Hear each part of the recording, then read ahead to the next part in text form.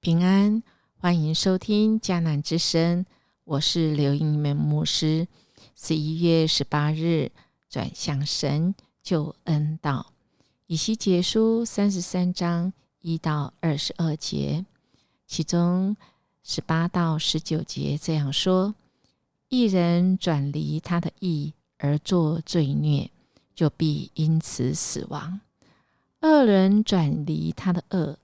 行正直与合理的事，就必因此存活。今天这个章节，我们打开了一个新的局面，也就是总结了前面神对列国的审判，尤其是对推罗跟埃及等国家，也表达了神在审判中是有怜悯的。神不是一个决绝的神，他其实是设了中保，特别是守望者，在今天的经文当中也呼吁来呼召每一位神的百姓应该要起来当守望者，特别对这些列国以及身边的人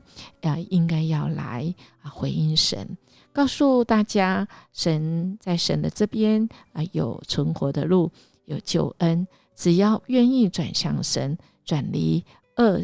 那么是有机会神的救恩会临到。也就是说，我们的态度要决定我们的命运的关键是什么。所以亲爱大家，我们看到在1到6节当中，神说他要设立守望者，这个守望者大家其实呢就可以因着守望者的呼喊，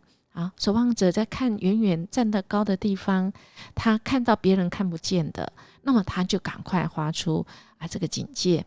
希望大家在什么地方这个危险了，我们的行为是让我们招致神的不喜悦，我们得罪神，其实第一个受害的是自己。所以我们要担起这个吹号角的这个警戒，因为如果我们不警戒恶人呢，这个神的经文说神就要对我们讨我们的罪。如果恶人因为我的警戒而回转呢，那么我呢就自己脱离这个罪里面。所以这一段的话里面，特别是神透过以西结对犹大说的说这些审判将临到，而人呢有2种反应有一种就是这个自认为自己是义人透懂了没有问题我已经有救了我已经60分了其他的我不管其实不今天经文特别在讲那另外一个人说我已经坏就坏到底了，反正也没救了，我就放弃了。其实不是，我们的神没有让我们有这种生活的方式跟态度嘞。如果我们是因信称义，我们真的要谨慎，因为总有事情会让我们跌倒的。那时候我们跌倒的时候，赶快认罪，回转归向神，那么那个刀剑不会临到我们的身上，我们也要发挥起守望者的这个角色。而如果我们呢真的是得罪神，神给我们机会，我们就回转归向神。那神今天对我们的心来说话亲爱大家，我们不是审判者，神才是，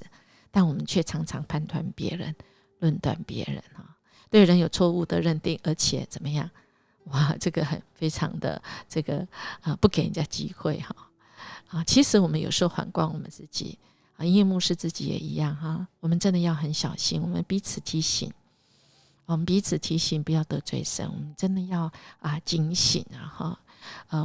我们呢因为每个人最后都要站在那个审判台前我们不要以为耶稣的救恩呢这个已经临到，我们随便怎么行都可以，那是不行的因为我们有神的救恩，那么神希望人人都能够得救，他也希望我们去传扬这得救的福音，使每个人都能够活在神的这个光中所以亲爱大家，我们好不好正面来回应神，因为神他有完备的救恩，而你我